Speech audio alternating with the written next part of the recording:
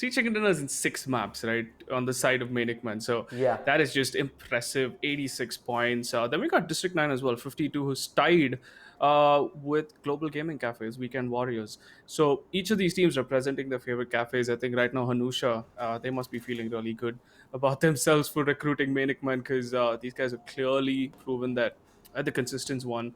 Even though they have bad maps, they're always in the top five, and I feel like that's what really matters at the end of the day.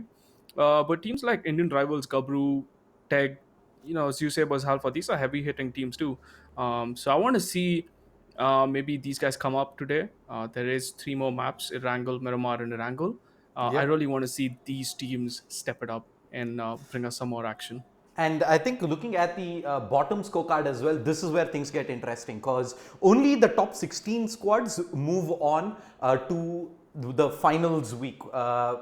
With 8 maps of action to see who will be the ultimate champion. So, Team Toxic, DX Game Zone, Lead Masters, White Shadows, these guys right now are in the danger zone. But if you see, it is just 22 points that separates 11th position all the way to 20, and if you see positions 16, it is just 12 points, and that is just one decent game away from making it into the qualifying zone. So what do you think these teams are going to be doing, SK? Do you think they're going to be changing things up, just staying away from fights entirely and try and rack up position points on the get-go, or do you think they're going to be looking at early fights and some quick kills and quick points?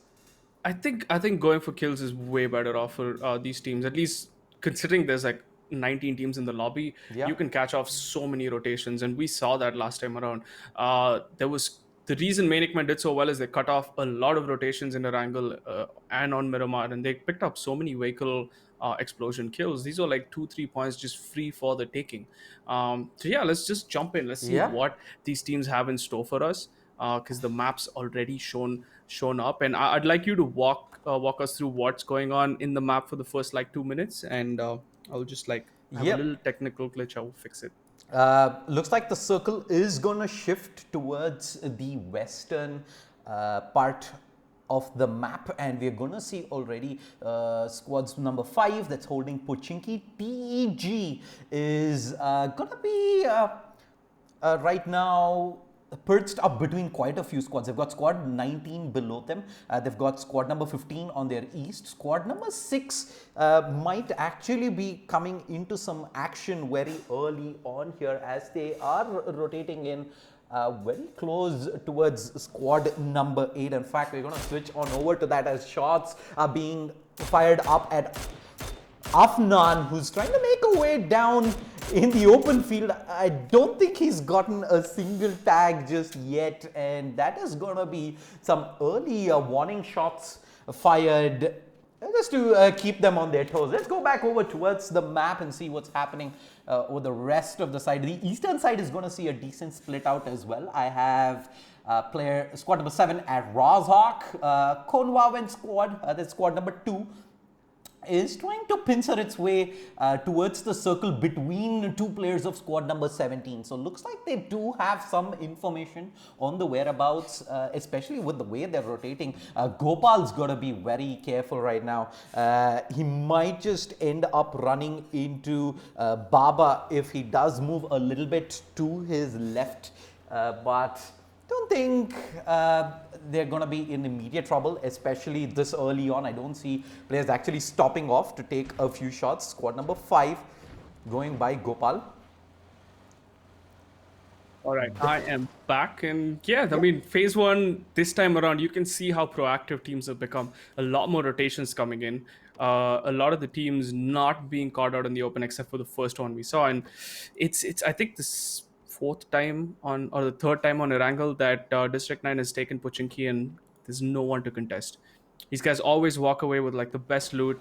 They have everything. They got the vehicles, and they can make a late rotation because Pochinki is like a pretty much a stronghold at this point in time.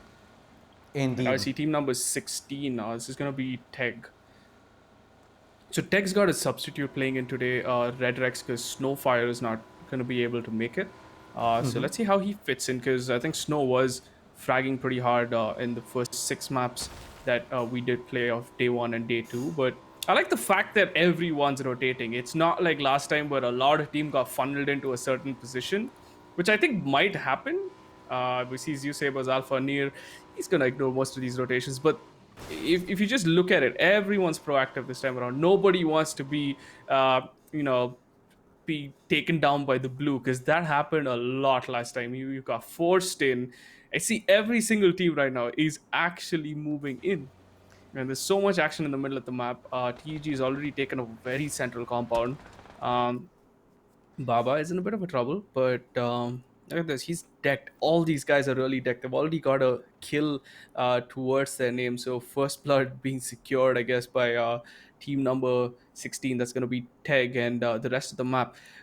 The guys from North have to start rotating.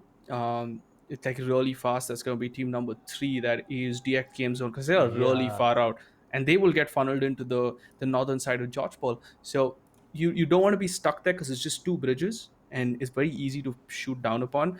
And also the eastern side of the map. And look at this though, team number 2, they're in a good place. Oh, the But Carnite. wait, was that a distraction coming in from Baba? I'm not really sure, but I don't think that was very smart of Baba, considering they knew there were people there. But he does live to see another day, and I think he's going to drive into another team, if I'm not mistaken. Nope, in the distance, he is going to be safe.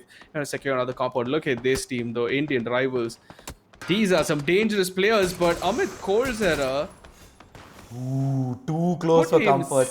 yeah, he put himself in this scenario, and he's gonna get taken down by Neer, and Neer is gonna secure the kill. This is gonna be easy kill. He's already popped 2 hits, and look at IR now. They are going for the res.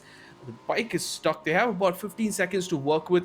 Will they be able to get? And nope, Neer is gonna secure that, and just like that, Colzera puts himself in a very uncomfortable scenario, and so does Ops.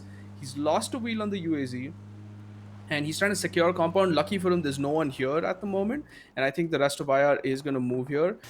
He's just going to duck in. That is just an error, because he's a veteran, he's an experienced player, right? And he was kind of way out in the open, and there's not much cover you had there. Yes, you were smart enough to take the tires out, but there are so many angles. You put yourself on literally a hill. And look at this, Gabru Esports already.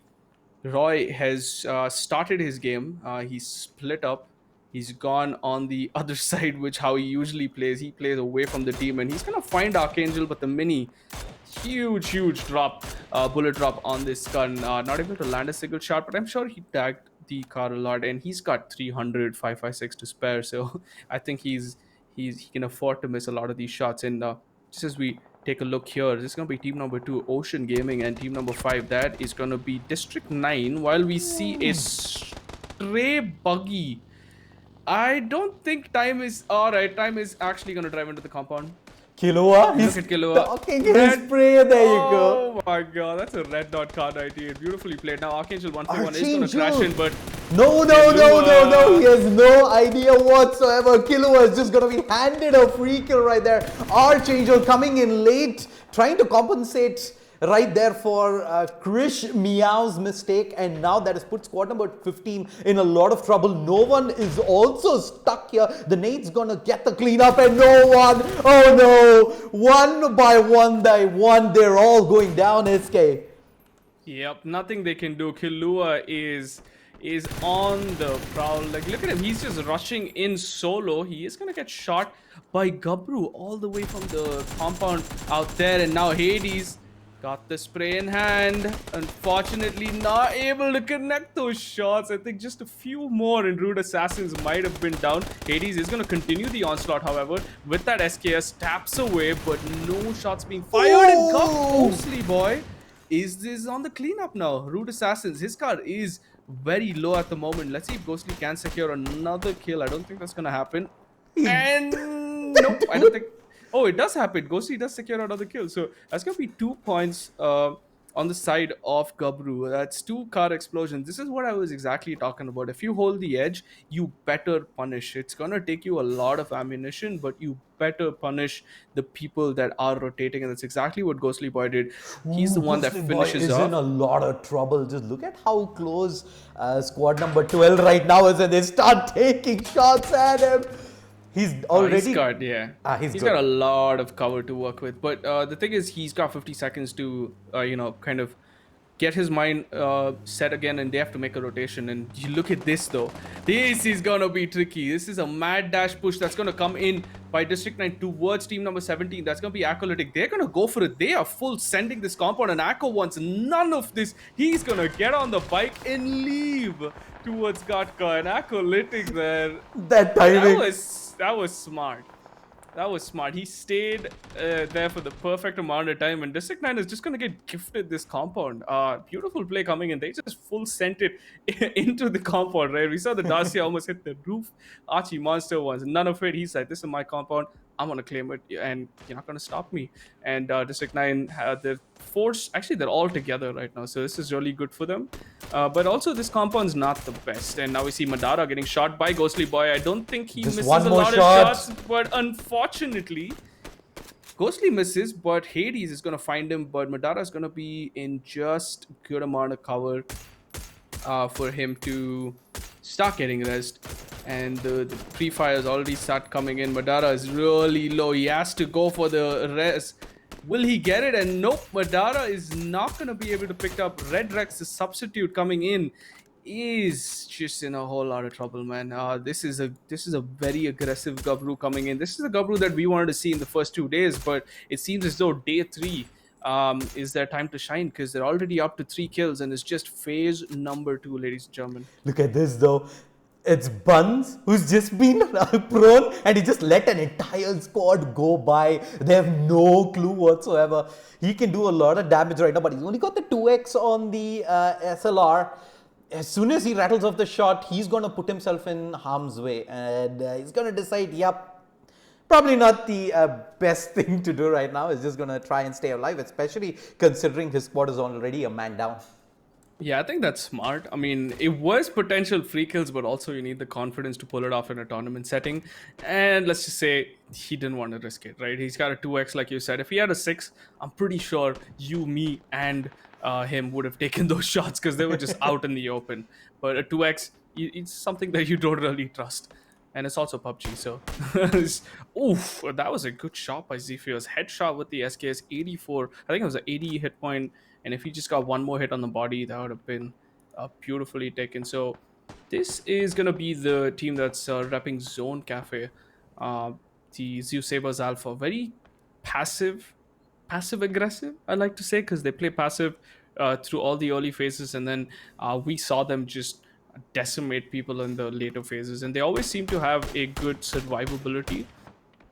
And I think the IGL just knows what he's doing. And just as you say that, Zeus Sabers Alpha is going to be in team number 8, is also in Game Web. And we see the big rotations coming in from team number 20. That's going to be Task Force Lambda. There's a lot of northern cover. And just as we kind of look at the map, there's also a huge fight that's broken in. Ghostly Boy seems as though he's rushed into Tech's compound, and he is trying to find Killua. Killua very smart on the cover, and Oh, Killua is gonna find Hades' head. Oh my. What looked like a beautiful spot for Gabru to be in is slowly turned in. Now it's gonna be Killua in a 1v2. Nade's gonna come showering in here. Let's see if we can read the grenades. Killua is gonna get found by Roy, and that was a beautiful spray down. TEG out in 17th. Both teams explosive starts, but unfortunately, Teg is out, and Gabru lose two members because Killua did secure this kill. So points towards Teg, but no placement points whatsoever. And the map, very sketchy because Gatka is still in the middle. Team number 17 are losing people left, right, and center because everyone's fighting it. Everyone's looking at the middle and everyone's fighting. Look at that. Gopal could have been taken down. The shots coming in towards Gatka is just. Everyone's just looking at Gatka like, we want that, so let's all shoot at them. At this point in time, team number 17 is already a man down. Shouldn't have really been caught peeking, right? Because you are in the middle of the map. You know you're going to secure a lot more kills. 50 people alive. That is a lot of points that you can get. Unfortunately, the Acolytic is going to get taken down. And IR as well here lose Amit Kolzera, who was their scout, and now they're playing the edge. Somewhere it's a good thing to play the edge, yes, but at the same time, rotations are very harsh. We've seen that happen time and time and again in day one and day two, and it is going to continue happening because you know what, the PUBG gods aren't feeling it, man. The zone gods yep. are just like, I want to have a little bit of fun, and we're just gonna hard shift you every single phase. As we say that phase 3 is gonna close in, phase 4 is gonna hurt. I'm going to cut you off there for a second as we bring up the giveaway for today. Do check the screen, the top right part. The secret code today is high FPS. All you got to do is use the secret code in the link that is spammed in the chat, and you can stand a chance of entering a giveaway and walk away with a lot of Steam Wallet codes. So stand a chance of joining in. If you do manage to get all the entries right throughout the 6 days of action, you also stand a chance of winning an awesome Aorus SSD. Escape, back to you. All right, so there is a crash that came in. Ops is going to get pushed in. Ops is a solo man holding the compound there. And IR seems as though they're going to lose another member because Excellent did run over his own teammate Mansab. That's going to be Manikman. But I don't know if IR is really aware. If you look at the bottom left of the map, there is team number 14 that's creeping up very close to IR. Ops finally does go down.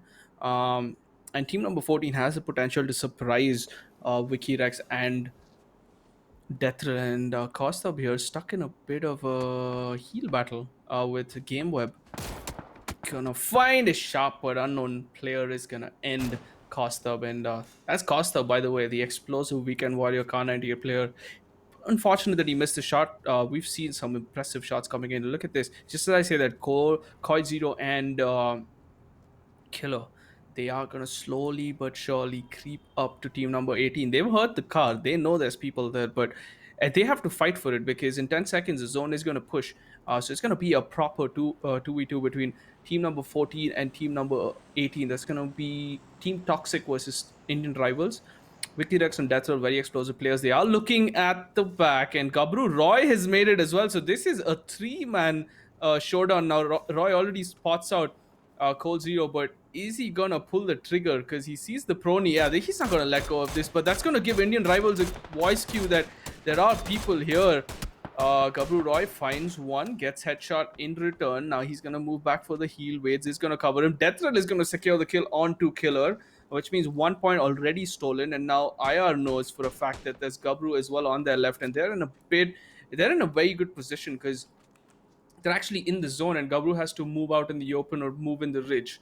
Not the best possible fight, and now you can see stray bullets starting to come in. Shahs from the 18 is gonna get taken down by team number 17. This is where team number 17, that's gonna be Placid, is gonna start taking in kills. So the zone is moving towards them, and that is the best possible scenario to be in. That's middle of Gatka. It's still in the zone. Team number 12 as well. They crashed the compound. They're holding it. We got team number 5, District 9. So team 5, team 12, and 17 are in the best possible situation where they're in the middle of the map. But the rest of the teams have no real estate to work with. It's just open ground. You have to prone it out. You have to block your vehicles, and that's exactly how you're going to play it. And just as we say that Wades is going to start making a rotation, I think he's scouting at this point of time. He's going to get shot from multiple angles, but there is a ridge. I know exactly where he's going. There is a little bit of ridge here, but that's not the smartest move, Wades. And I think Wades is going to go down. Yep, not the smartest move. His vehicle's burning. He is going to go down the drain, and he's stuck between 4 members right now. Just the bush to work with.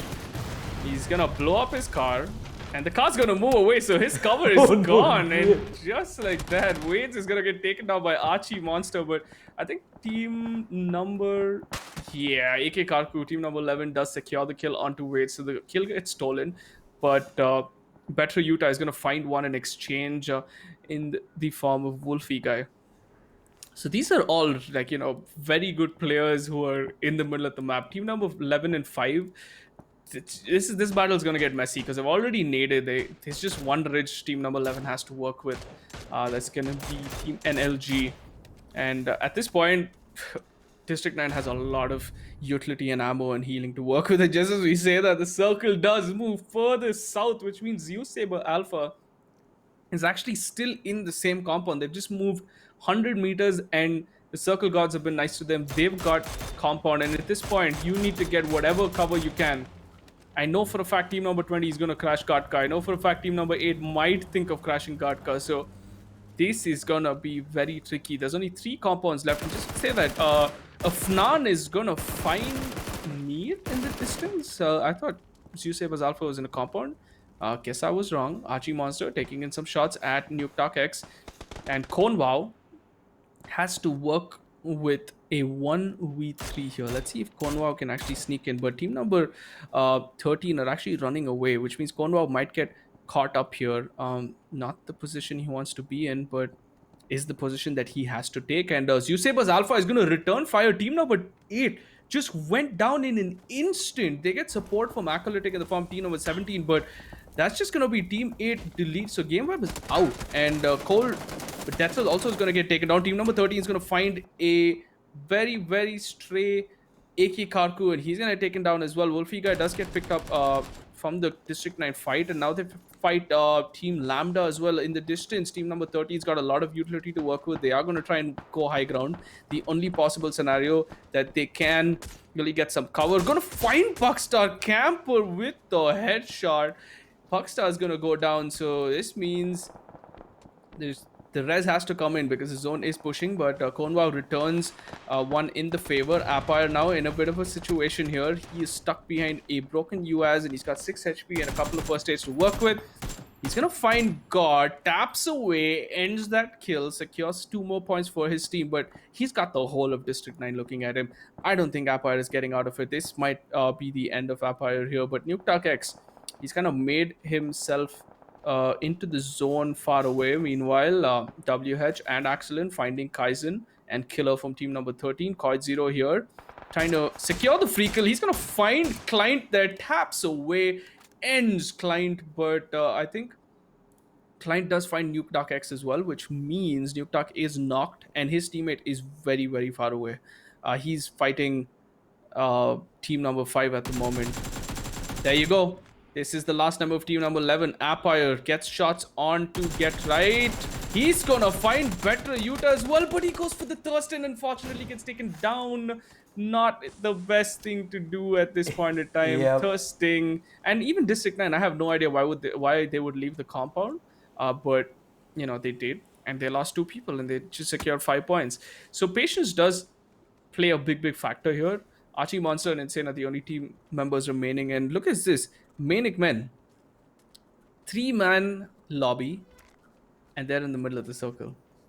For some reason, I feel like Axelin has like a prediction calculator or something like that, that he always just, it just works. It is scary because he's called, or this team has been in the center of the zone time and again.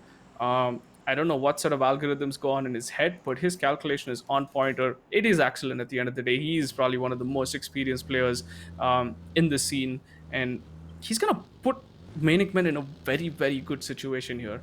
But Zeusabers Alpha as well has have been fragging. We've kind of put a blind eye thinking they've been passive, but they've been fragging and they're gonna make a nice little wall out in the open here. But do they know that Coit Zero is actually sitting? Coit Zero is gonna, make some noise here, but he's gonna miss completely. Instinct with the drop shot finds Coit Zero.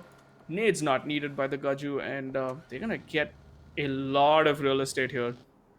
I got the cars already primed, and now team number 12, Manikman, have their eyes set on team number 5. That is just looking bad for team number 5. Yeah, they're stuck in the 5. middle of nowhere right now, having to rotate out in the open. Archie Monster takes a couple of steps, like, nope, nope, nope. Is gonna have to start dancing with the zigzag, but yeah, way too many people looking that way, and Archie gets cleaned up. In fact, they lose Insane as well. That was squad number 17, third partying in. Regardless, bad news for team number 5, SK.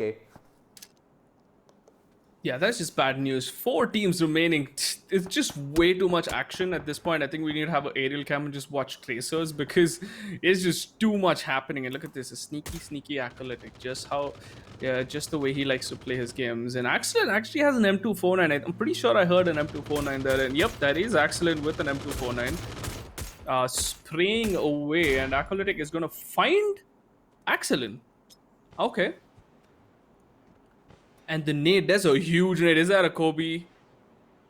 Yep. Almost was a Kobe. 46 health points. He's gonna hurt Axelin, but I think Houses are gonna be able to pick him out from the shack. Mansab is gonna get shot, however. Mansab has to make it to the compound. And Akko wants none of it. He is just spraying through the smoke. He's not gonna give them any chance. And I think Axelin is gonna get picked up. Yep. The half door for cover. I like what Team 17 have done. They've secured like a split. So if the zone does move out, which unfortunately it didn't, because Axelin has paid the PUBG guards, the zone guards, and the compound is gonna stay in for phase number 7. Can you believe it? Like, at this point in time, I really don't know, man. I don't know what Axelin eats for breakfast, but that is just insanely good prediction, because they've been there for the past five phases, and it was not the center of the map at all. The center of the map was Gatka and north of Gatka, but he actually held a south compound, and I guess he called it. And look at this, Zeusabers Alpha now 10 kills already onto Zeusabers Alpha. I think they're gonna go in for the crash. Yep, they are gonna take the fight to Manikman. This is gonna be a fight to watch. 3v3. Gaju is gonna disengage now. He's got the best angle going into this fight. The 3x with the M4 primed. Is he gonna spot out Mansab? Is gonna look in the wrong direction. Gets completely thrown off there. Gaju is gonna get taken down. Zephyrs now in here for the return. But the trade is not gonna come in, and he's gonna go straight for the res. Okay. That is a bit of weird gameplay, but Mansab is gonna get shot by Instinct now. He's just at 11 HP, and he's gonna get taken down now, which means 2 teams remaining. It's gonna be a 3-on-2, and Zeusabers Alpha, the crash end game coming in, looks like the best decision they've made in this tournament, because they are confident. They took the fight to Manikman, the 3-time chicken dinner team, and they just wiped them. And it's down to a 2v3 situation. Acolytic has pushed up right now straight into squad number 6. I'm not sure he spotted anyone out there. He's going to give away his position here. Acolytic peeks back on 2 players looking back, and that's probably a bad decision. That they have decent amount of cover. They're going to push him Instinct, and with that was sort of anticlimactic there at the end. Squad number 17 kind of walked into a setup crossfire there, peeking in one by one. I think if they had probably played it a little more patient, they would have at least had a fighting chance there, despite the numbers disadvantage. But take nothing away from them. They did come in with just the 3-man and finishing up second. I think they've done a fantastic job, SK. Yeah, that was a beautiful play there. I mean, they were down a man the whole time, and the fact that Acolytic and Gopal picked up 9 kills with the second place says a lot about this team. And Akko was, he time and time and again he was caught in a very difficult situation. He almost got out of the fight with District 9. He did get knocked in Gatka. They lost Dante Amon very early, so the fact that he was able to pull off 5 kills himself and then Gopal with 4 kills, that is just a very good performance for them. And Manikman is not going to be really disappointed as well. That's going to be a third place with 3 kills. I mean, yes, they're going to kick themselves for not getting all the free frags that were running around, because there was a lot of other teams that basically yoinked their kills. Right. Um, but yeah, it's third place with 3 is going to keep them in the top 5, and that's what they need to do. They need consistent finishes. They know they're a man down. Let's just stay, because we had 2 teams with 3 man who started the map 3 man, and both of them are in second and third, which Yep. shows that there's nothing really stopping these guys from actually picking up both chicken dinners. And fourth place, we have Minterbonds, Cornwall, and Puckstar is going to be Ocean Gaming. Then we have District 9, also probably kicking themselves because they were in a very, very good position to secure easily 10 or 12 kills. Right. And we're ignoring the fact that Zeusabers Alpha as well have 13 frags onto their name. That is Yep. just massive. I don't know when this happened, because we were like, oh, these guys are going to be passive in the early game, but they went for these kills and we missed them. So we need to keep a closer eye on this team. But the rest of the pack, however, was kills split all over the board. A lot of crashing involved. Gabru and Teg with that big fight early on. Then we saw team number 13 getting caught out in running. Got team number 8, GameWeb, who had like 5 kills in just phase 2, and then they got caught rotating by Zeus Sabers Alpha. The new team that's come in, White Shadows, they weren't able to secure any kill because their rotations were late. And what happens in this thing, in this sort of setting, is that you rotate late, you are going to get punished. And we saw what Ghostly Boy did to those cars that were passing by in front of him. That's going Right. to happen a lot more in the games to come. But the Yep. map number 2 is going to be Miramar. Yeah, before Much we jump more to that, easier. I'm just going to bring up the secret code again. It is high FPS. So for viewers who are tuning in, use the secret code in the link up in chat, and you stand a chance of winning some awesome Steam wallet codes. Also, if you get all the entries right from the 6 days of NVIDIA iCafe attack powered by Aorus, right? Then you stand a chance of walking away with an awesome Aorus SSD. But with that, we have come to the end of the first game of the day. We have 2 more maps lined up for you. We'll be jumping into Miramar next and close out day number 3 on Erangel. I'm also interested to see how the leaderboard kind of shuffles here. I think the top half, pretty much everybody is secured right now, at least in Yeah, moving through to the finals. that's the bottom half. The bottom half is where I want to see if any of the 17 to 20 squads have managed to make a move up that leaderboard, or have the rest of the bottom half teams just secured their slot in finals week. I'm Shadeslayer. Yep. That is SK, please. We'll take a quick break. We will be back shortly with map number 2, so don't go anywhere.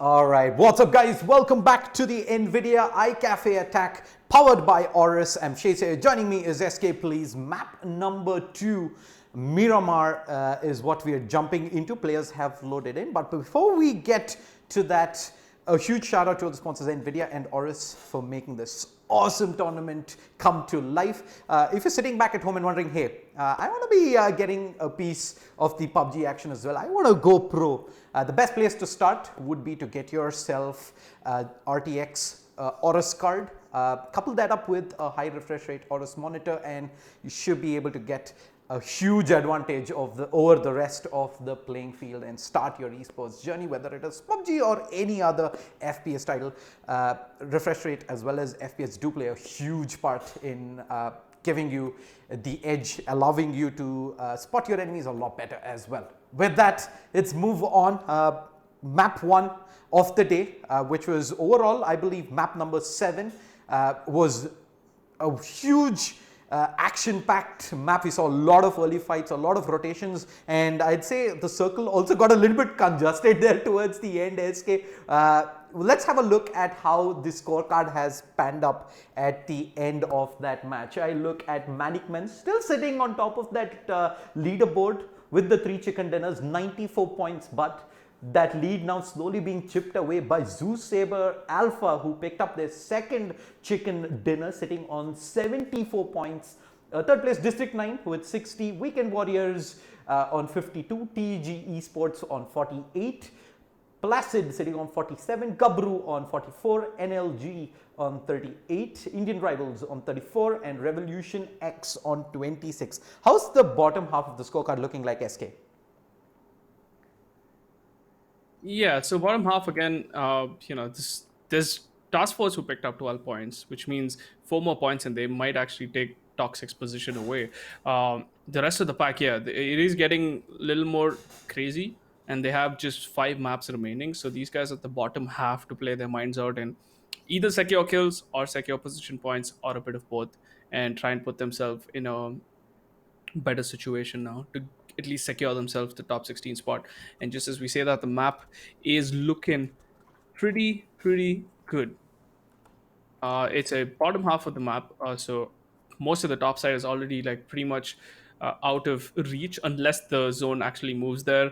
But you can look at Picardo again being taken by District 9, central part of the map. Then we got team number 8 and 10 fairly close by. That's going to be Game Web, as well as, just give me a second. That's gonna be Game Web and Infernal Gaming, so they're fairly close. There's being shots fired from Pargrid towards team number 17.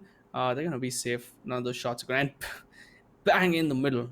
So this is looking really good for the teams that are near Picardo, that are near the graveyard section, and TEG as well, right? So team number 4, we've got team number 5, team number 16, and team number 17 are all, and majority actually are in the zone. This is a very fun zone to play because uh, yes, you can secure a lot of compounds early, but once it starts moving, the rotations are going to get nasty because most of the rotations that will happen towards the western, eastern, or northern side are all funneled through particular roads, particular locations. You can't really go out in the open because you might get shot like crazy. And I think central part as well, right? Bendita is a very good spot to be in because you can actually secure a lot of the eastern side, as well as if you're at Hacienda and Graveyard, you can actually sit on top and just scout pretty much the whole scene that's happening. And while we say that, there's a lot of shots being returned. Team number 8. So it's gonna be Rogue Prince on the side of Game Web with that SKS and the 2x onto him with the suppressor as well. That's a very good decked SKS that he's found himself in just a single building there. But he's gonna get shot by Drop Dead Repeat, and he's gonna get a lot of cover here thanks to this ridge. And Rogue Prince is gonna make himself. Go get himself a buddy in the name of Nan, because he cannot take this fight solo, and you don't want to be taking fight solo early on. And just as we say that, unknown player here has actually snuck up behind shots from the 18, and he's trying to scout around and spot his positioning, see if he is kind of free, and he's got an 8x, so he can do a lot of work, and he can actually take down Shaz if Shaz does leave the building right now. Yeah. There you go, sneaky. Yeah, he's going to play it sneaky. You were saying?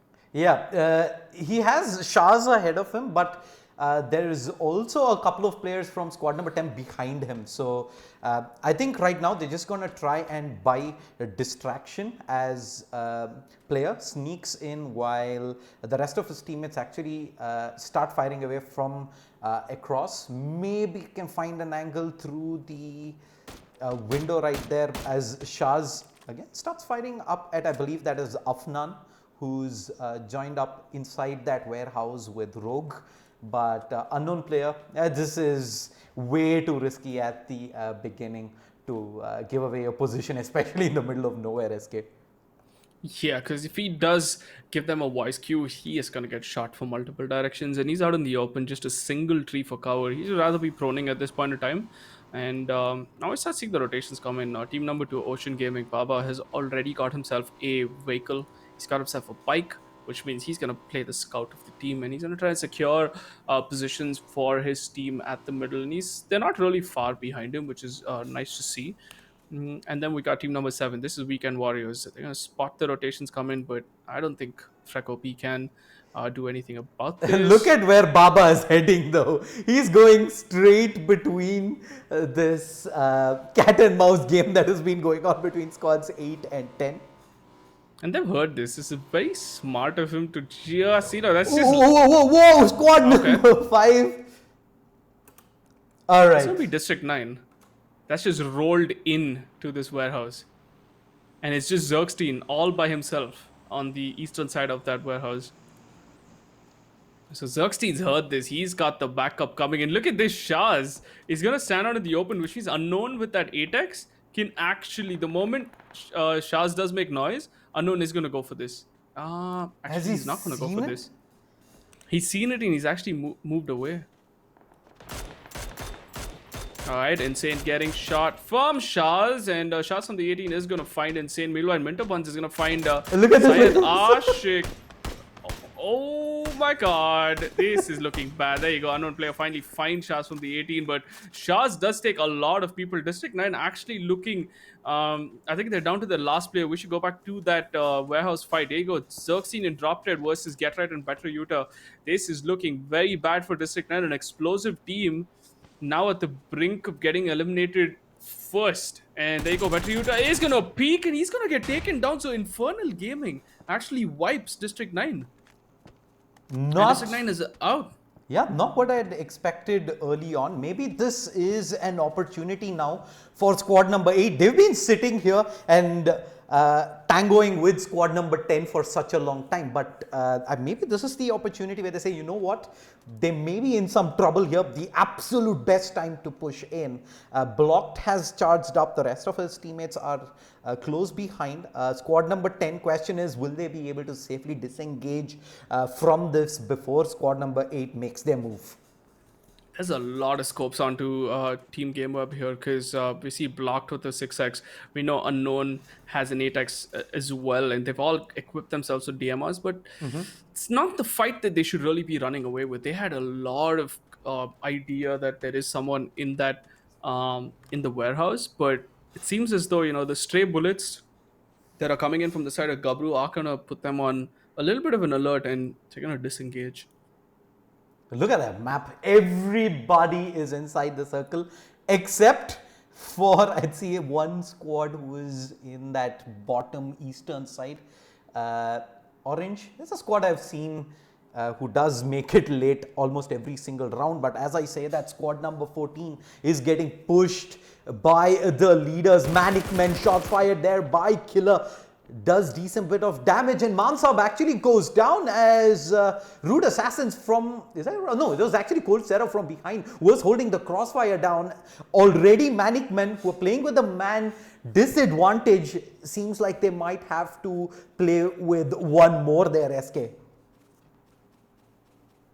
That is right, because this is 3 members of Rude Assassins, and I don't think Mansap is going to get the rest coming in. They're going to secure the kill, but Axelin is going to get an exchange there, and Cole Zero is going to get taken down by Axelin. So 1-for-1 trade already. FWFU is nowhere close to team number 14. He's out swimming on the eastern side of the map. So this technically puts them in a 2v2 situation here. Manic Man is going to start pushing. You see House and Axelin. They're going to start aggressing towards this. They want to take this fight. There's no way that they should have let Cold Zero go down there, but unfortunately for the Thirst, it is going to happen. And look at this sneaky little angle that Root Assassins is holding, because FWFU is nowhere close. He is Oh, just he's super far super away. far away. He is just so far away right now, as House is gonna put the brakes on and wait on for Axelin, who's probably thinking about getting the vehicle up. That is gonna give away their position though, and uh, at least looking at Axelin's positioning right now and where him being so split apart from House, I don't think they're actively looking to fight this. Maybe just hang around and see if Squad 14 does play a little bit hyper aggressive and House maybe gets a kill and safely sneaks away, SK. Yeah, I think that's about it. I like what Team 14 is doing. They're playing it really safe, as well as Team number 12, right? There's a lot of people that are still on the map. That's literally a majority of the server. 18 teams that are up. You don't want to be going down anytime soon. You see the 65 player alive on the top right, and you're gonna tell yourself that, hey, we should play safer. This is not a fight we should take. We've already lost a member, and as we say that, Gabru, Roy is having a little bit of a field day with his truck, so he's gonna just crash into Graveyard. While we say that, active, oof, that is horrifying. That was a very horrifying point of view to watch, but that's gonna be DX Game Zone completely taken down from the game. So one more team eliminated. DX Game Zone is gonna go down, and vehicle explosion rotation. It's gonna happen. It's gonna happen a lot, and that's how the team is gonna get taken down. Meanwhile, Madara here. Let's take a look at the map and see where these people are rotating towards. Because has there been a hard shift? Yes, there has been a hard shift. So phase number 3 is gonna, or phase number 4 is gonna see teams actually move towards the northern side, north of San Martin and Hacienda. The fact that they're not taken should put you in a situation that, you know what, we should just move there right now. But just look at the amount of people that are rotating in South. We got team number 18. That's going to be IR. We got team number 4. Has to be Gabru Esports. We got team number 6, Sabers Alpha. All the explosive teams, all the dangerous teams, our leaderboard are all actually clubbed together on the southeastern side of the map. And there's a lot more teams that are rotating in from the south as well. We got Weekend Warriors. We have team number 11. We have team number 15. That's going to be N4P. This is just gonna get messy, nasty, whatever you call it, and TEG is in the middle of all these kills. Indeed, Look at man. this though. It is just shots supreme right now. Team number 11, team number 4, everybody is shooting at Indian rivals, and nobody from Indian rivals actually going down, which means they have found some sort of defile. They got some sort of cover. We should take an aerial view of the map here. It's like, take a look at how many teams have taken these compounds in and around the graveyard, because it is just nuts. And I think I have a feeling what Wades is doing is trying to jump up to the roof so that he can get a better angle there. And he's also securing the vehicles, with something you should do. Oh, it's only phase 2. I thought it was phase 4, considering how fast the map was moving. Okay, so it's just phase 2. And we've seen so many. There's 17 teams in phase 2 still alive. So it is going to get nasty in just about a moment. But Weekend Warriors and IR have found themselves some cover. Graveyard is being completely swept and secured by Gabru at this point of time. We've got TEG as well, a little towards the northern side, closer to Hacienda. And if the zone moves anywhere towards the north, it is gonna be bad. It is going to be bad. The entire part of San Martin, Hacienda is completely empty, and south of water treatment as well. Everybody is just so tight right now towards the bottom side, and the shift, if we actually have a look at it right now, is not too bad per se. Could have been worse, SK. Yeah, I mean, it could have been worse, but there is, like I said, the northern side of the map. There's a lot of real estate that people can rotate to. But if you look at the southwest and like the south side, I think you should just keep an aerial view there, because everyone's going to tunnel in on that. There's no way you can rotate east or west. You have to rush south, and all these teams that are going to gatekeep are going to get a bunch of kills.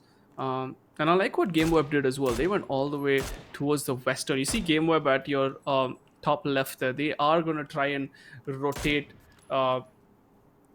super around the map. And let's take an aerial view. Why don't you run us through the aerial view of what's happening? Yeah, we're seeing squad number 15 moving in, and Baba in that boxing ring has been spotted out. He's taken damage. Krish Meow actually just going to straight up charge in. I'm not sure if Baba is going to be able to isolate this into multiple duels. He's hanging around, actually looking at another angle, maybe at the rest of his squad that is rotating in as well. They're holding in a compound southeastern of where he is, and Baba is going to try and rotate back out, and the timing, it does work in his favor right now. But the question is, do they actually want to use him as bait?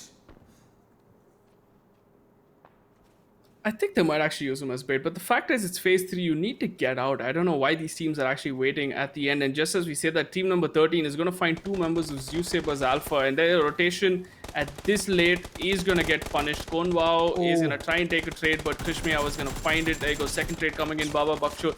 I have no idea why they weren't rotating. They had vehicles all along, and now Baba Bakcho, he's not able to get shots in, and Minterbuns is going to secure one of the kills onto time. And now it's just going to be a stalemate because now they're trying to recover their HP, going to try and boost up, and this fight will not be reset unless Krish Meow says so. So it is looking decent. They've only lost one member right now, Cornwall. They have a bike as well, so you need to rotate. I'm sorry, but you had the chance. You have a lot of terrain to work with, and you have a bike. The fact that you're not rotating is maybe they are playing for the kills, and Krish Meow is going to find the tags. Unfortunately, not able to take down Baba there. So it is a 1v3 right now, and Krish is just playing with their minds because he's got just a single first aid, which means both these teams might actually not even be able to make it out of this. And Krish is going to play spoiler. He lands 2 or 3 hits here. It's going to be crazy. Unfortunately, not able to land it. Minter Buns, however, is still back there with his bike. And now they made the smart play of rotating. Meanwhile, team number 11 are going to try and close the gap here towards team number 20. It's going to be Task Force Lambda, but he's going to wait for everyone to come in to secure some heals, get everyone healthy, because Apire was very close to going down to the zone there, and that's what I said, ladies and gentlemen. The zones are going to hurt. This is another fight that's going to happen. Kostab is going to find Puckstar. This was a rotation that came in very late from Picardo. Cryption is going to find Baba as well and secure the kill, which means Weekend Warriors are going to get 2 free kills gifted to them, but they have 30 seconds to move into the zone. And just as we say that, team number 11, AK Karku, is going to get caught out by Zephyrs. That was a very long distance shot, and this fight has started now. Nuke Potato with a perfect flank. Not able to spot people out. Spots out Apire. Just one person remaining. Wolfie guy is not able to spot Wolfie. Wolfie's going to get the trade in, and now it's just up to SJ official. What looked as a very good fight is looking sketchy now. Wolfie is returning nades. SJ is returning nades. He's got the 6x M4 Prime, but Wolfie guy is going to shut down Nuke Potato. That's going to be the end of Task Force Lambda, but I don't think he's going to get the reses. It's phase 4. He's got a vehicle, yes, but he has to move. Look at that zone. It hard shifted. Yeah, this is unfortunate. Also, your audio just went up a bit there. Just wanted to give you a heads up. All right. And yeah, this is again rotation. You see the kills. There were like 20 deaths in the past few minutes. Vicky Rex is going to go down from Indian Rivals as well. Zeus Saber's Alpha is stuck at the edge of the zone. Look at this. Mist is going to find Dante, but he is not going to pull the trigger. Finally, is he going to do it? Come on, Mist, you got this. There we go. Finally pulls the trigger, but unfortunately not able to find, and he's going to go down. That was way too much patience coming in from Mist. That's going to be White Shadows, team number 19, out. The patience there, the trigger discipline, not the time you needed it. The zone's pushing you in. You have to go crazy, and now there's another fight going on between Peg as well as Weekend Warriors, and while we say that, Wolfie guy possibly going to die in an explosion. Yeah, he went into 3 squads right there, maybe more, and he's just going to get his vehicle blown to smithereens as TEG right now. They've got their hands full. Squad number 7 is going to start to sneak up on them. We have Mojo, who's straight up ahead, forced to go prone as he takes a few shots from Madara, and he does get knocked. Yeah, Madara is not someone that misses. That was a close range SKS fight, and now Weekend Warriors down to 3 man. Teg is going to be happy about this because they're going to shut the push coming in from the outside. There's also an airdrop for grabs here. I don't know if Teg has already picked it up, but there was two airdrops for grab this side of the map, and this looks like a potential unless Teg is not able to secure that kill, and that's going to go to Manic Man. So he's going to steal. House is going to steal the kill from the back. This is again a stalemate now. The drop comes in. Hopefully, it is an arm because that's the only way they are going to be able to push that the tech compound. Because if it's not a bolt action, they're not going to be able to do much. Has another drop coming in. So there's almost three drops in the vicinity here. Acolytic is going to find Madara from an angle that we didn't really keep an eye on, and Madara is going to get the exchange as well. Near is going to find Kaizen from Team 13, and IR as well finding a knock there. This is all happening at the south side of the map. We are on to cost up the bolt action for Weekend Warriors. It's got the M24 primed in hand. Zephyrs we see in the bottom of the map is actually bleeding out, and he's getting shot at by IR, but I don't think he's going to get secured. IR is throwing a lot of nades there, and that's going to be the end of Zeus Sabers Alpha Zephyrs, just near remaining. The team that picked up a 13 kill chicken dinner right now stuck in the middle of nowhere. They cannot rotate, they cannot move in, and so is Indian Rivals. They got 10 seconds. I have no idea what the plan for Indian Rivals is at the moment, but they are going to sneak up and kind of end up behind Near, because if they Yeah. do go a little bit of north, they're going to find Weekend Warriors, and you see the rotation coming in there. Red Rex and one member of TG are going to try and secure the zone. Look at this though. Ops is going to find a sneaky Near, and that's going to be the end of Zeus Sabers Alpha. That's going to be Indian Rivals actually eliminating Zeus Sabers Alpha in 8th place this time around. So the rotation's costing them, and Team 16, two members already into the Oh, zone. look at this Now we Tetril. They've pushed in onto Frico P. He's getting shot from behind, but there are two players behind him as well. Is he going to be able to make his way out? The timing's going to be key here because IR is going to get an open angle real soon. Yeah, Colzera. that was actually Gabru kind of shooting there. And look at this, IR Kolzer. He's just gonna get a free shooting range. This is gonna be target practice for the side of Indian And there Rivals. They've are already more secured three straight kills. up ahead, but he's not ready for another squad in between. He was just tunnel visioned onto TEG right there as the nade goes down. More importantly, the blue starts to push in, and this means trouble. There is squad number 7 straight up below. Kaustub as well as Freekopi are going to be playing it together, and behind them TEG is also sneaking up. They've lost to Madara by the looks of things, who did get third party from afar, and Detril. Oh my god, team number 9 is also taking shots. That's gonna be Mercenaries. Oh no, Indian Rivals is gonna go down in 7th place. It's gonna be Mercenaries securing both the kills, and Gabru as well. They are just taking shots at every single person here. They've secured the compound that's just a bit south of Hacienda, and just like that, we went from 43 to 20 in one phase, which is how punishing these games have been for every team that's taking part, because it's not easy to start and rotate with almost 20 teams in the lobby. Uh, but that will change, however, for the finals, where the bottom four will get eliminated, and maybe they get a little bit of a ease when it comes to rotations. But now we see team number 17. They've got 4 kills onto them, all three alive and ticking, and they don't have to make a very dangerous rotation. It's just they've got a lot of cover to work with, but they're also going to find Game Web. Yes, Dante Amon is going to spot Game Web. Shots coming in, misses complete. He actually does 20 hit points onto Unknown, but the dance coming in there is gonna find, actually Unknown's not even dancing, he's just running for it. Yeah. He's just playing it old school, and Dante Amon's gonna get shot, which means his position is given up. And guess what, team number 8 Game Boy have the circle, which means they can deny the rotation that's going to come in from the side of team number 17. And Game Boy was very smart to rotate there earlier, and look at this now, they are kind of stuck. Meanwhile, Kostab is going to go for the finish onto TEG Kilua. It's actually a 1v1 that he found himself in, gets the knock, gets the secure, try and scavenge for loot, has level 3 helmet and vest, which is going to save him from another headshot. But we also have team number 16, the remaining members of Tech, actually looking down towards where Kilua did, and go down, and team number 17, they're kind of weighing their options.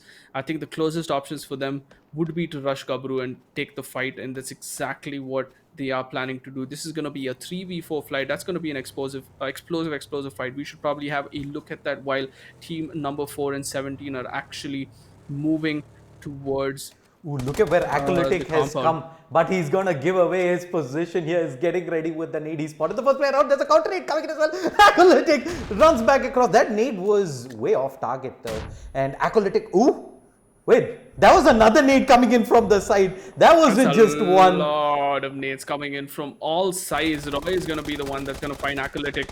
And this is a completely different Yeah, fight, this is a which complete is. different fight where they're sneaking up onto Orko. Oh, that's great transfer. He manages to get both. And he's going to be able to get the res onto Boy here as well as K. Yep, Vijay is gonna get rest there. That spray transfer was perfect timing. He's gonna be happy about that. Gonna secure a position and 2 kills for his team. Mercenaries, they're finally staying true to their name, knocking people off those contracts, and they are gonna start killing. And they also have a very good ridge to play from. It's gonna put them at a huge advantage. Meanwhile, Gabru, after finding Athletic, are now on the hunt to find the remaining members of team number 17, and he's got a lot of utility to work with. They've got nades, they've got smokes, they can play this out, but seems as though they are planning to go for the push, and Dante Aman is going to sneak himself into the side. If he can get someone rotating on a vehicle now this late, he's going to be happy about it because it is a 4v2. Quick shout out, the secret code is high FPS for all the viewers tuning in. To get into the giveaway, just hit it in the link and you stand a chance of winning some awesome Steam wallet codes. Back into the action, Dante Aman as well as Gopal, they know they're at a numbers disadvantage.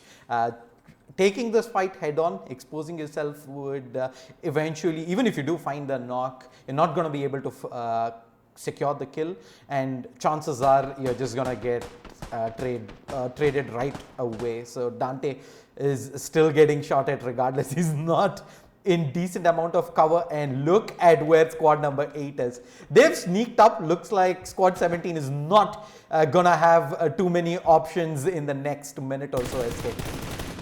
Yeah, it is looking bad, but Blocked is going to find. He's going to third party and find Dante Aman, which means Gopal Gatani, the only remaining member, Hades, is going to peek him and take him down. We're down to 4 teams. We've got Gabru, we've got GameWeb, we've got Mercenaries, and I think Tech. That's going to be the 4 teams that are going to be here. And Mercenaries are in probably the best position here. They've got so much rich to work with. Also, Gabru, they've got huge amount of cover to work with.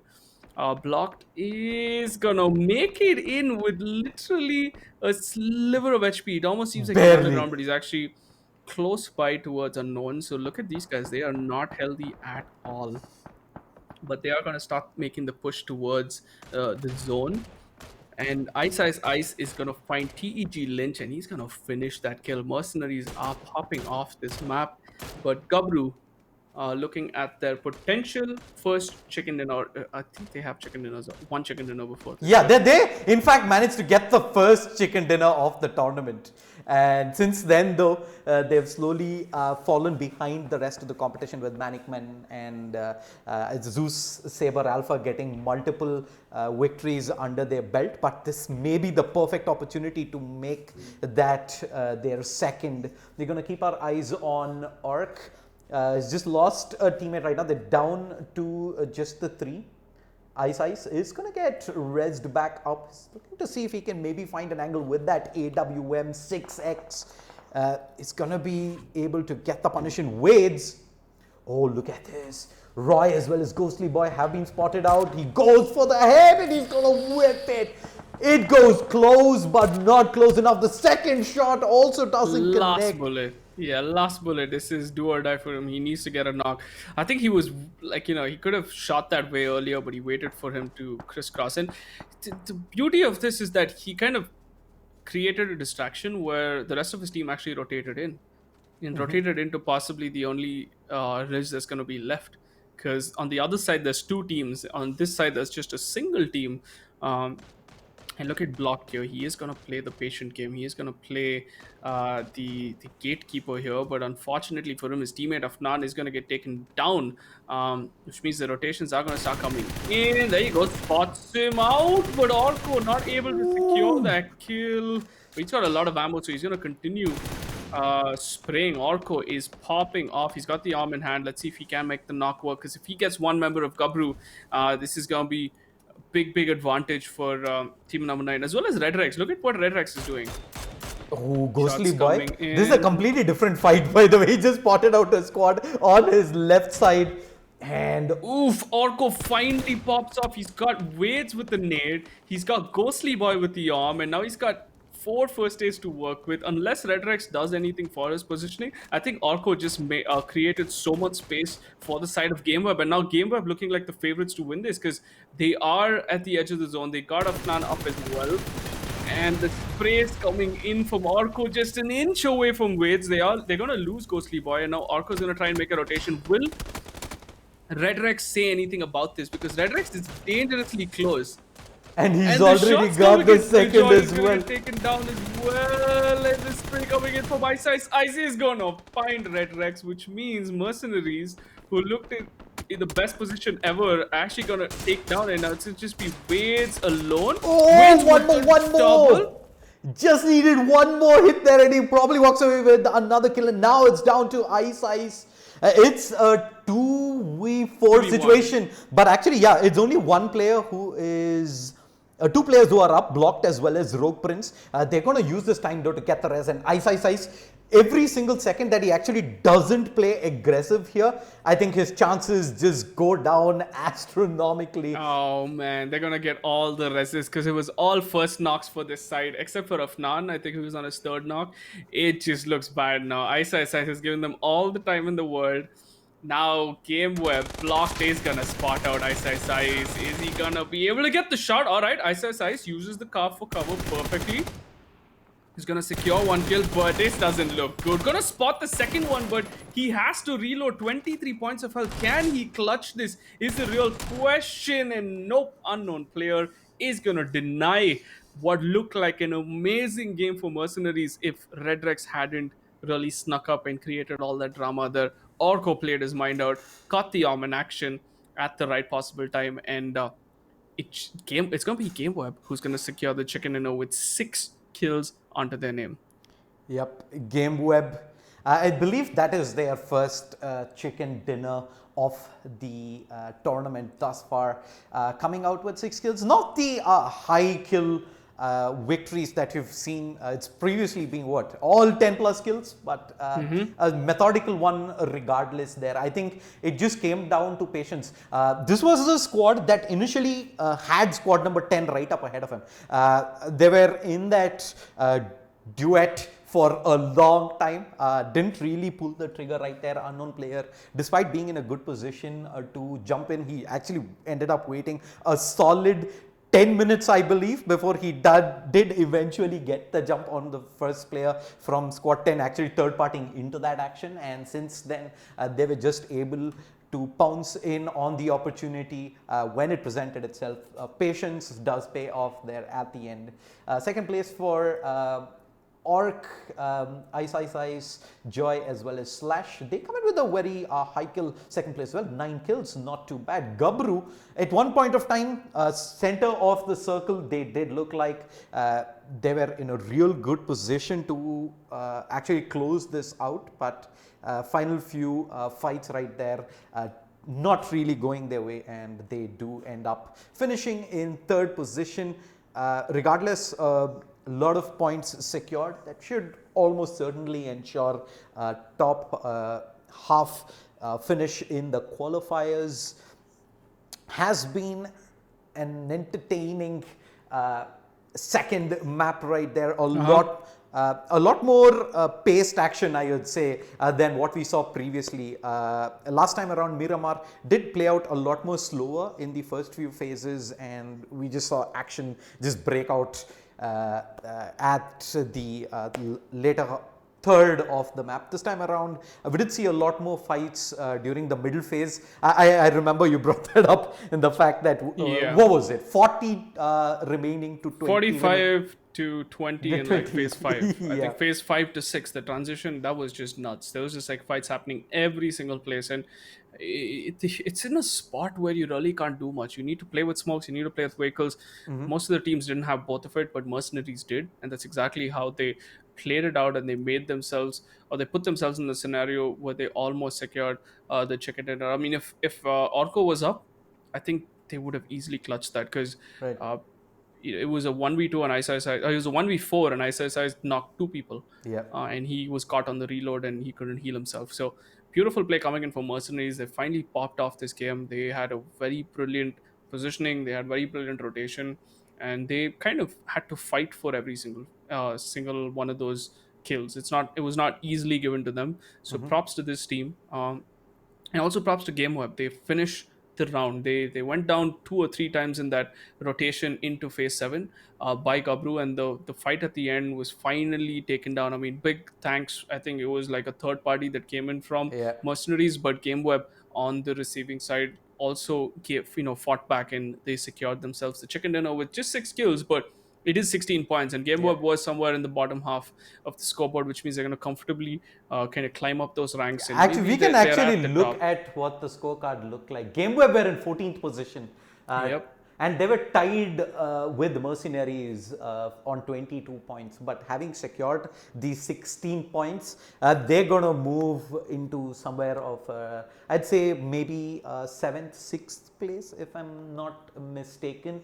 Yeah, that should put them somewhere about the, I think, 9th or 8th position. Top 10 basically. Easy, yeah. They will be more than happy to take that, and Manikman is gonna still be on top, but I think they had not that great of a game, and Juicy was alpha. I think most of the leaderboard guys except um no, actually, all the leaderboard guys. Weekend Warriors, there was District 9. Everyone went down very early. District 9 actually went down first. Yep. Zeus Sabers was caught with no kills. Manikman went down super early as well. Weekend Warriors went down early. Teg went down pretty late, but I don't think they had a lot of kills on their name. And Placid as well to the fight with Gabru. So the top 6 basically went down in like bottom half of the map, and that means the scoreboard at the top is not going to change much, but it is going to give chance to everyone else to move up. And Yep. let's see how the scoreboard changes. We have one more map remaining for today. That's going to be another map of Erangel, and hopefully these guys can recover, and maybe the bottom half of the teams, they are finally getting comfortable, and I want to see some more chicken dinners coming in from that side of the leaderboard. Yeah, and with that, we are done with map 2 of the day, which is map 8 of the NVIDIA iCafe attack powered by Aorus. I'm Shays here. This is Escape Please. We'll take a quick break. Be right back with map number 3, map 9, the final map of the day, to see how the bottom half of the field shapes up and who will be having a fighting chance of making it to finals week. See you folks in a bit. Don't go anywhere.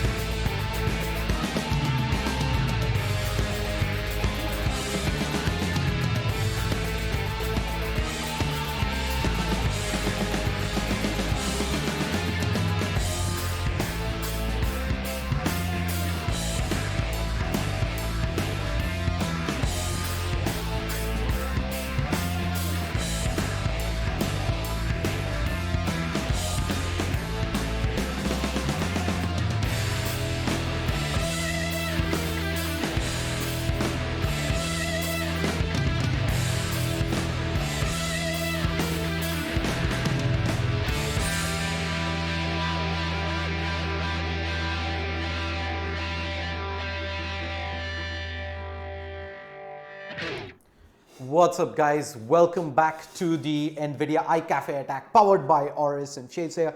Joining me is SK. Please, for the viewers tuning in, this is a PUBG tournament that is happening over 6 days, spread out over 3 weeks of non-stop action. If you're looking to start off your esports journey as well in PUBG or any other FPS title, the best place to start would be picking yourself up an Aorus RTX card and coupling up the high FPS with a high refresh rate Aorus monitor as well to get yourself ahead of the rest of the competition. SK, I know you've been playing FPS competitively for a very long time. How much difference does high refresh rate as well as high FPS play in your competitive run?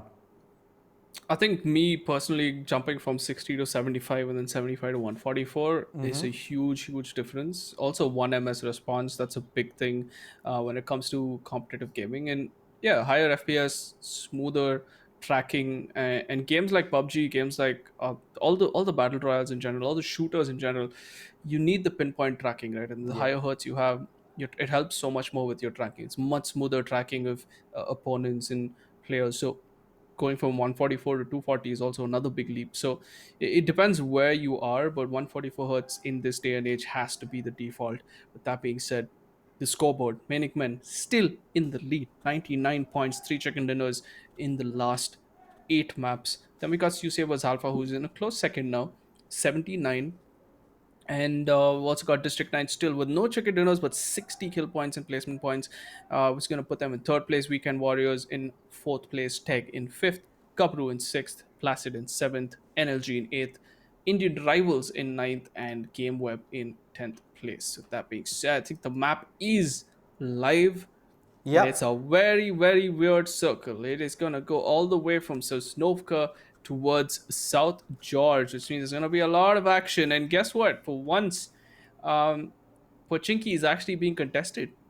Yeah, that is Archie Monster, that is Squad 5, and what is that? Itachi and Tanish Squad also going in, but it does look like they will drop towards the far sides of Pochinki. They're not at least gonna have a fist fight from the get-go, but definitely a place we will look at moving Oh ahead. my god, look at the circle.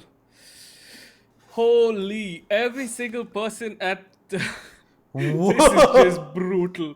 The last map, and this is just gonna be brutal for everyone rotating. Because if there's only a few boats that you can rotate with, and there's only two bridges to cross over Sosnovka. Team number 7, Weekend Warriors, Gabru has already secured both parts of the bridge on the eastern side of the map. Team number 9, that's gonna be Mercenaries, and team number 11. Team NLG are going to be smiling to themselves for landing in Sosnovka, because the rest of the teams, 15 teams, ladies and gentlemen, have to make it in the circle. And the looks of it kind of gives you an idea that Sosnovka is going to be the point where everyone's going to start rotating, because it seems like that's where the circle is going to end. It's not going to go to the other side at all. Yep, the South George City, where squads 10 and 19 have dropped these guys, are probably going to be regretting this decision from a long time. A long rotate ahead of them, but right now they're going to be stuck in a stalemate. I think it's going to come down to squad number 10 probably disengaging from this first through the bridges, because if they stay where they are, squad 19 right now, the only way through would be to first take the fight versus squad 10 SK. I mean, I think they should fight now or it's never, because the fact is, um, what do you say, like they have to rotate. It's only a minute left before the phase starts pushing in, and that's going to put another added bit of pressure, because you don't want to be depleting your medical supplies just trying to make it into the zone. And there's only a few vehicles that are available to you. But yeah, Mist is going to make the first rotation. That's a beautiful bird's eye view. We saw Mist with the grenade already primed in hand, but he doesn't. He's heard Zergstein for sure. He's definitely heard Zergstein. The door is open. He knows there's someone in there, but he's going to play it rather safe, get his team to rotate in. The nade, however, is going to be in the wrong building, which is going to give Zergstein somewhat of an idea. Now, I like Xerxes' position here. He's actually on the other side of the house, meaning he cannot get shot from anywhere else because his team's got his back. And we see team number 10 now starting to rotate, and Mist is going to make the aggressive push um, towards Zergstein. But Zergstein has played it perfectly, and he's going to find Legend Unknown, and he's going to flush Legend Unknown. And look at this team number 19. Oh my god, White Shadows just let him take the free kill, and Zergstein is going to be able to heal. And Mist now is caught from Shaz, from the 18, from the apartments. Two members already gone down from the side of White Shadows. Zergstein with the mad spray trying to flush out more targets. Now he's caught in a reload. But the UMP, the PP shooter, not able to do much. And Zergstein, oof, okay, that was pretty good. Drop dead, repeat. I think Xerxes gonna live. Yeah, that's gonna be the end of White Shadows. They're gonna instantly go down. Goodbye, White Shadows. What was that? That was just a very, very messy engage from them. Very messy indeed. We talked about the fact that, yep, there was probably no way There's out of more that. fights actually, yeah, going on in the rest of the map. Here you go. It's gonna be Indian rivals versus team number 13. Gabru is also eliminated, or is almost in the verge of eliminating team number 20. That's gonna be Lambda. But this is all the rotations coming in. We should just keep an eye out on this because these are all the free kills that are actually gonna be gifted to Gabru. Because they had both sides of the bridge, and Client Zero now playing a bit in the water is gonna find Wikirex's head, but he's gonna take cover in the building. Now Wikirex has a chance to heal. I don't think IR is gonna push down, but guess what? They have to push down now because any time wasted equals time taken off their rotation. And Client Zero is just looking to waste time as much as he can. But the angle here coming from Death Thrill finds a sneaky Client Zero in the bathroom, and he's gonna get taken out right next to the bathtub. Gabru has picked up 3 kills already. And look at this, Madara free kills onto a stray Archangel, and time as well is gonna get taken down. This is what I was saying. You can punish rotations like crazy, and the push has to come in, pedal in hand. Madara is going huge, a triple kill, or actually, it's almost a triple kill for Madara. But Lynch now is asking for the rest. And this is TG already off to an explosive start. 4 kills, no members lost. They are camping a board. That is just like the nastiest thing you can do to anyone. You give hope that there is a boat available, and then you just gun all of them down. Man, that's gonna hurt for the side of Archangel and Co. Gabru is doing the classic bridge camp right now towards the eastern bridges, and uh, have What is already. Saber's Alpha doing? Because there is a Saber's Instinct, I think. Or is that the whole team? Oh, it's just 2 members. So they've been caught out in rotations as well. Saber's Alpha has already lost 2 members. Near and Zephyrs are out, which just leaves Gaju and Instinct. So there's been a lot of casualties already. 52 members alive from the 74 that we started off. Now we see Afnan here making his way. He's searching. Everybody is searching for boats at this point in time. You have to rotate earlier. You're not going to find any more boats. And how's that? Team number 12, 3 man. These are the leaderboard Manic men. He's kind of just camping it out as well. Is there a boat there that they can take? Because nope, this is gonna be difficult. They just have one buggy to work with and 3 people. So you have to say goodbye. Look at this.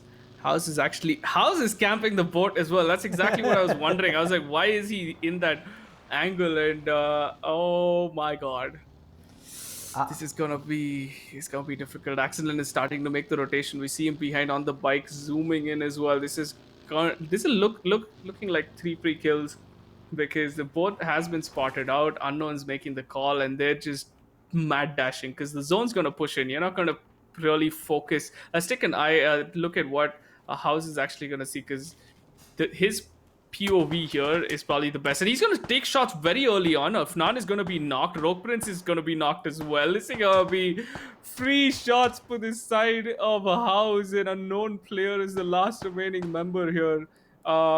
and he's going to secure 2 kills for the side of Team 12. Unknown is going to start making the push, and this is looking a little difficult for House. He's going to actually find him. So House, who's got the 2 kills, is going to go down here, and I'm sure Unknown is angry. He's going to secure the kill. Manikman just late for the fight.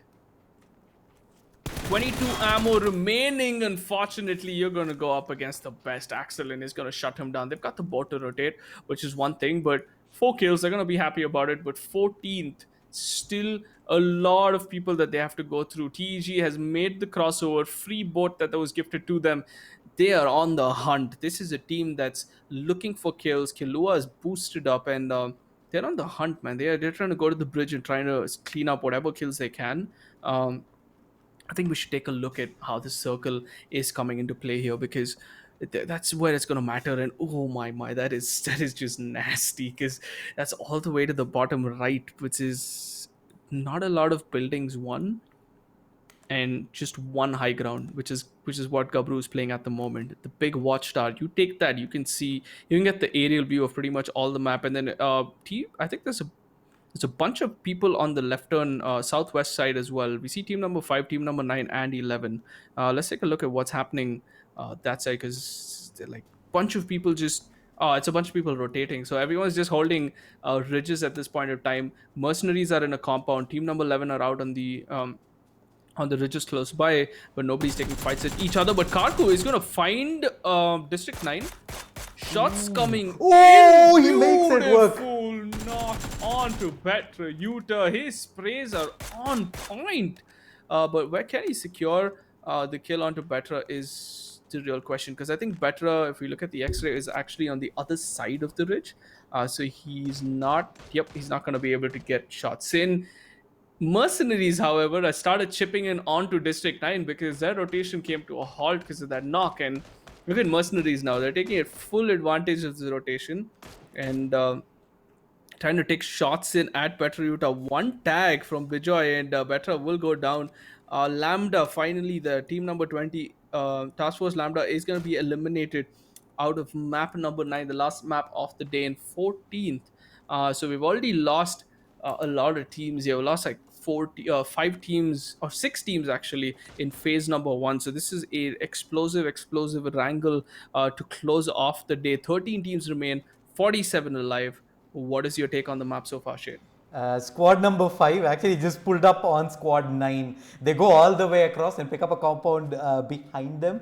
And now this has become a 3-way fight with squad number 9 in the middle of it all, with squad 14 already making their way up on foot. And looks like Orko and Joy have absolutely no idea this is happening, as FWFU7 pulls up. Joy has moved into the building, so they have decent bit of cover. Orko holding from the wide angle there on the left will get the knock onto Archie Monster. Let's see if he can maybe get more of this. It was a knock inside the building, so they shouldn't really be able to secure that kill. But he needs to be careful of the rest of squad number 14 sneaking in from behind SK. Yeah, that is true. This is a very sneaky team number 14. It's going to be Team Toxic. They've got all 4 alive. They've snuck in, but they still have to make a lot of ground. And Get Right is going to find ISIS. So Mercenaries and District 9, the battle has opened up there. Mercenaries are actually out. Team 14 are actually out of the zone, and they have 40 seconds to make a good call here. And Get Right with the bolt action can do a lot of damage from the peaks that are coming in towards them as well. He's got a very cheeky angle here. He's already got 1 knock. Let's see if he can go for the second and shut down this rotation. Gabru, however, got the highest ground in the game. TEG is all very comfortable on the western side of the map, but the rotations are going to come in. Look at on the bottom right. Yep, we have team number 10, all 4 members in a port.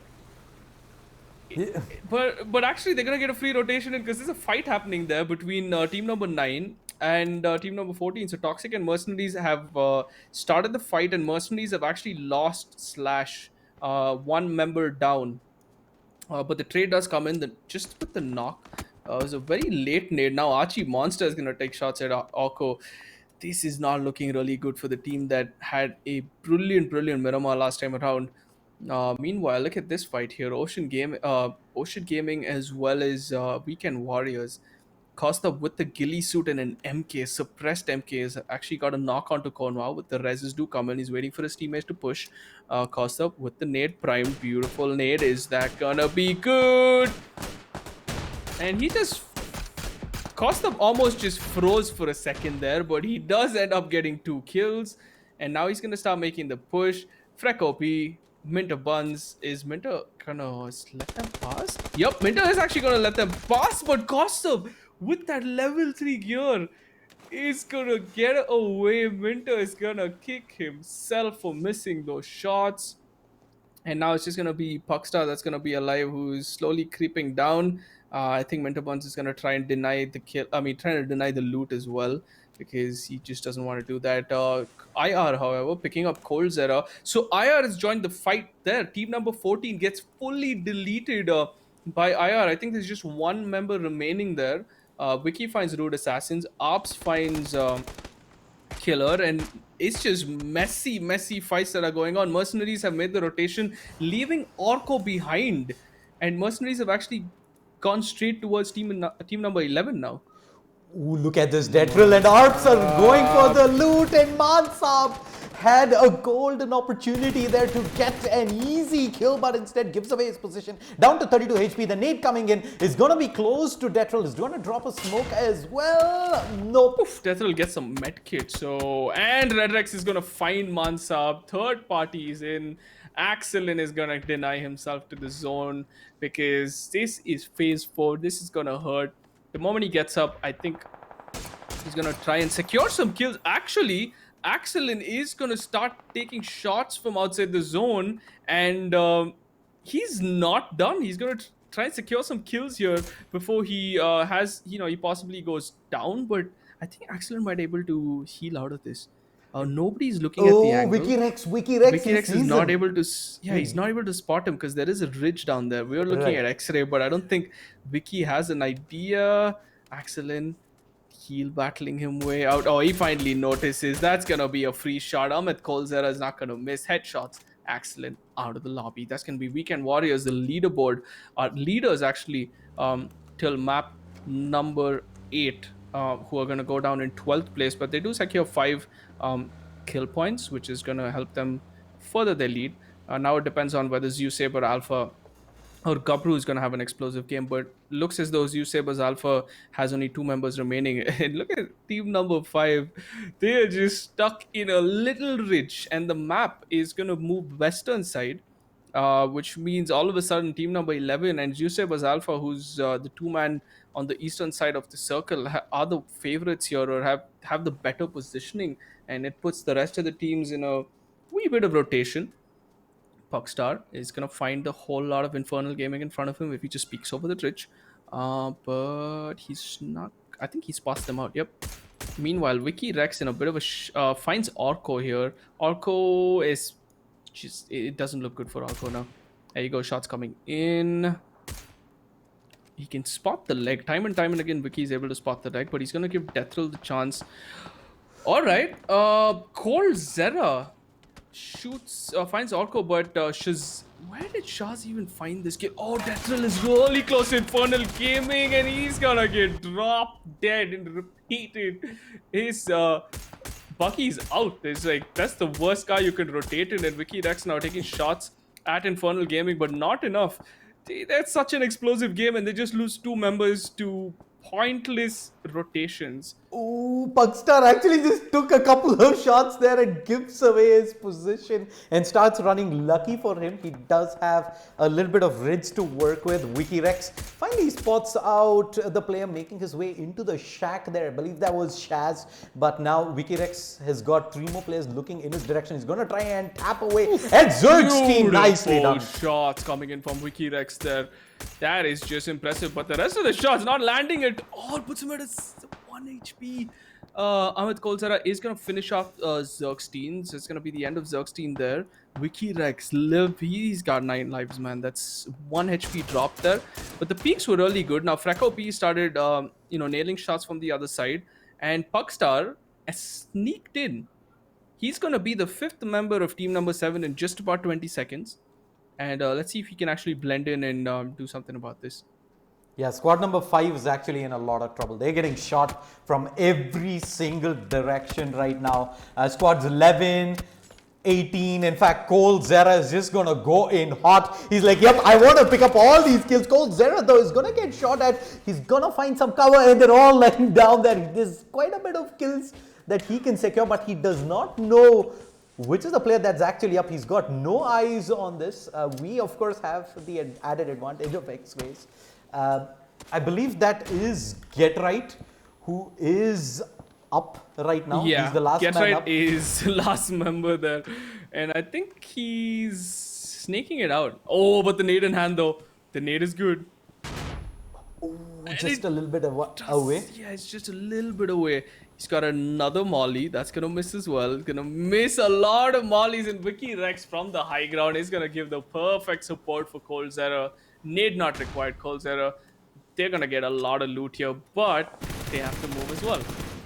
Shaz from the 18 is going to find Mojo from Weekend Warriors here. It's actually a single, just a lonely Mojo here. He's got no backup whatsoever. So Shaz is going to pick up the skill. 7 kills onto Infernal Gaming. Unfortunately, goes down to cost up. Weekend Warriors is going to lose one, but they are going to get a kill in exchange, which is going to put them in a comfortable 7 kill already. 9 teams remaining, 23. We see Zeus Saber's Instinct being taken down by mercenaries there.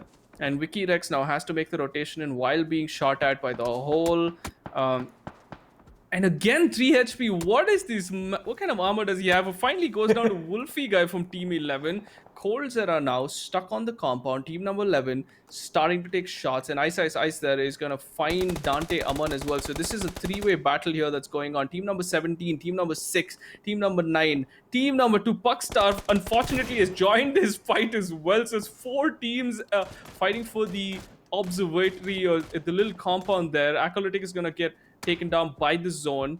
Coldzera is going to start moving in, finds Frekopi, Nuke Dark X taking some pot shots here. Cryption is going to start moving down, but Coldzera is going to find Cryption. Beautiful shots coming in, but not able to finish Cryption there. Cryption has no idea where his shots are coming in from. The zone is going to pressure him some more. The smoke for distraction. Coldzera has the expertise to play this out.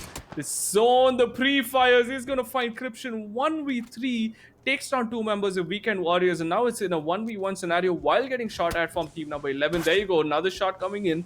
The level 3 West, unfortunately, the zone is going to take down Cold. Zera Costa is doing a mad dash towards Frekopi, but can team number 11 find these smokes and find Frekopi? Because it's just Frek's first knock.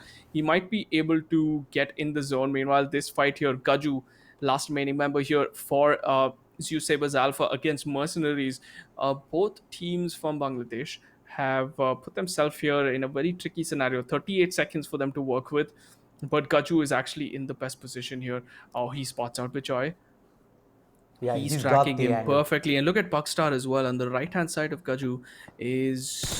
Oh, Bijoy gets popped, but not I enough. think that was the information play right there. He's given away the information, and now the push comes in. Gaju is deciding not to heal up. The nade comes through. He's done little bit of tickle damage in onto Ice, but they've got the flank in. He's gonna have to pick his fight soon. He pops the flash. Can he make his way across? Soon he can. He catches Joy looking the wrong way. Quick reload back out. Joy doesn't get thirsted back out. He makes his way inside as Ice is now making his way all the way across. But as soon as he comes peeking across, he's in fact not even going to give him that opportunity. He's just going to thirst down the first remaining player, and Gaju. Timing's going to be everything. He's going to pop the drink, but Ice. He's got a couple of angles that he needs to worry about. And in the meantime, somewhere far in the middle of the zone, that is in fact Gabru also getting in a couple of kills, but he's going to stick with this action for now. Ice is not backing away, and he should have the advantage if Gaju actually pushes in from the other side. Instead, decides to go all the way across with the blue. Will he get it? He does. Nicely played there, SK. Yeah, that was beautiful play. But let's see if Puckstar is gonna let this fly, because Gaju has another solo that he has to fight with. Meanwhile, Roy is tracking Wolfie guy. In the distance, Wolfie guy spots him. Roy spots him bad. And Puckstar, just as I said that, Puckstar, he's Yeah, going to he's got the find kill. this Usaber Alpha member. Gaju is going to go down. So Usaber Alpha, just the 2 points in fifth place. Four teams remaining. We got TEG, we got Gabru, we got team number 11. That's going to be Team NLG and team number 2. That's Ocean Gaming. So it's a 1v4, v4, v1. And that's just crazy right now. Indeed, man. First knock coming in for team number 4, and Gabru just got so much more ground covered. If the zone moves towards them, it is going to be troublesome because every single angle on high ground belongs to Gabru Esports. Uh, quick secret code back up again. It is high FPS for the day. Go ahead and use the secret code to join in.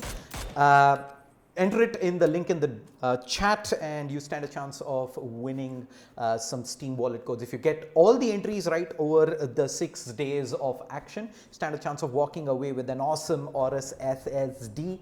Yeah, back to you, SK. Yep, and the circle again is going to give us a little bit of more action because it doesn't really shift. And Gabru, as well as team number 11, they've got 8 kills. I think Gabru has a bunch of kills towards the name. It's just Puckstar, that the lonely Puckstar that has to make his way onto the zone. Gabru still has the high ground, but team number 11 does have a lot of ridges here to work with.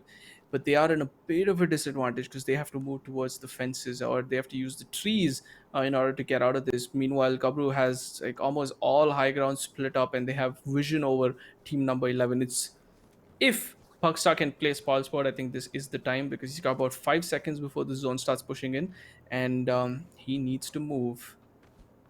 Yeah, I think it's going to come down to what Pugstar does here to kind of sway this Team 4 versus Team 11 4v4 fight. Roy, he does spot out the vehicle there, and Karku takes in quite a bit of damage there. I believe that is Hades there, who did manage to get in a couple of shots with the Mini, but they're definitely going to get rid of the vehicle here for now. Yeah, you don't want any vehicles coming in. You either can take the tires out so that they can't rotate with it, because any sort of vehicle, if they allow it, they're just going to use it as cover against them. Meanwhile, Puckstar, now the zone's going to start pushing in. He's decided to go straight towards Team 11. But Gabru, Ghostly Boy, has already spotted Puckstar out. Just going to take one tap away, and that's going to be the end. So now they know 2 teams remaining, 4v4. Gabru Esports versus Team NLG. This is your final map for day number 4. Sorry, day number 3. This is the 9th map. Gabru Ghosty Boy already finding Wolfie Guy there, and nobody close to Wolfie Guy for the res. This is his second knock. So we need to see people rotating in for the res. Unfortunately, it doesn't look like anyone's actually going for the res. This is just unfortunate. They're going to let Wolfie Guy bleed out. Like, why?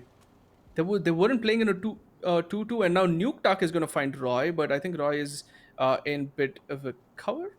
He might be able to get a res. I think Roy made the same mistake that Wolfie Guy made. They pushed in too early, and now Gabru has to start moving towards, or they're trying to secure the fence because that's exactly where team number 11 has to move. They move in with taking barely any damage there from squad number 11, and the smokes deployed. Roy should get picked up and be in a fighting shape real soon. Squad number 11 backs against the zone. They're going to move their vehicle back in for covers through the smoke. Karku is actually going to try and rotate back across and join up with the rest of his team. And Gabru back in fighting shape, 4 strong. As I say that, Apire, dude, he gets a shot onto Ghostly Boy. The Kar 98, that's the one that has to come into play. But Hades has actually made the full push, sneaky push from Hades, and he's gonna take all 3 members down. How do we not see that happen? Because they were just buying time. Seems and like they were just buying time there in the corner. There was 2 players ahead. They moved towards the fence with one. They kept the res, only buying time for Hades to actually come from the side there, from atop the hill.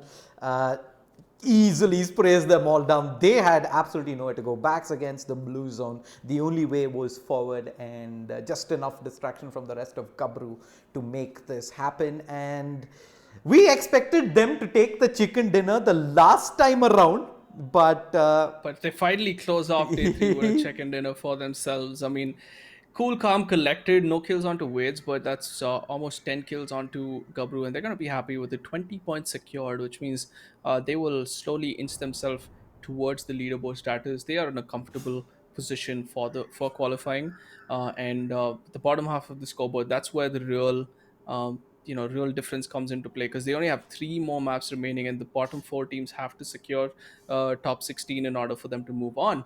And they just got one more day of action, two Miramar, one Erangel left tomorrow. Let's see how the scoreboard pans out later on. yep. We're done with 9 maps now. We are three-fourths of the way through in the initial qualifier round of the NVIDIA iCafe attack powered by Aorus. We'll be back again tomorrow with 2 maps of Miramar and 1 of Erangel to see who goes through. But we're not done with the day just yet. We still have the scorecard coming up. I think we will take a quick 2-minute break and Yeah. be back with the scorecard to see how the teams have shaped up on the leaderboard at the end of day 3. Huge shout out to NVIDIA and Aorus for making this possible. I'm Shetsriya, that is SK. Don't go anywhere just yet. We'll take a quick 2-minute break and be right back with the scorecard. Do stick around.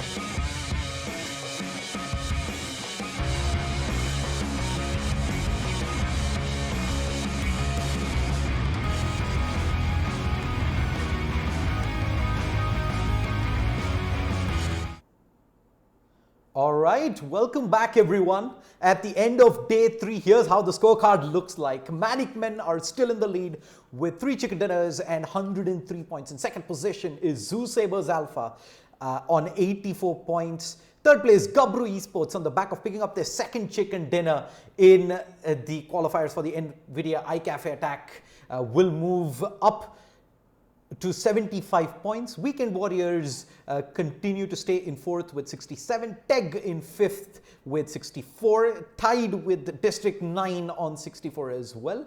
Team NLG in 7th position with 56 points. Indian Rivals in 8th with 55. Placid coming in on 9th with 54. And Mercenaries in 10th position with 41 points. Looking at the bottom half of the scorecard, we have GameWeb courtesy their chicken dinner earlier in map number 2 of the day are in 11th position on 39 points. Infernal Gaming is sitting at 35 points in 12th. Ocean Gaming in 13th on 33. Revolution X on 14th with 32.